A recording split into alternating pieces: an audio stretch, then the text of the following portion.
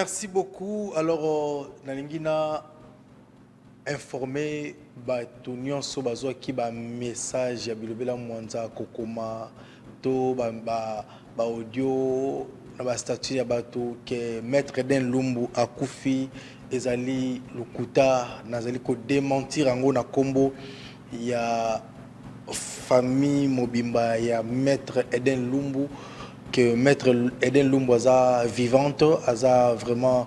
malamu nazalaki kuna en tant que journaliste d'investigation on ne le verra jamais au conditionnel qu'il paraîtrait que nazalaki kuna nakine kotalaye azali bien portante azali bien azape kobelate maître Eden Lumbu motema ya même maître Madilou bazali très bien bango elongo na libota mobimba maître Den Lumbu azali au cadre na partie ya ACP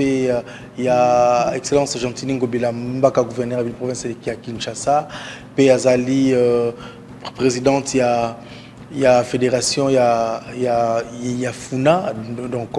niveau ya Funa azali malamu akufite bato onyonso ozali source ya bikomela mwanza bikoma koma koluka ko boma mutu kaka boye mutu aza vivante justice et Roland de Labino tango na yango ekokoka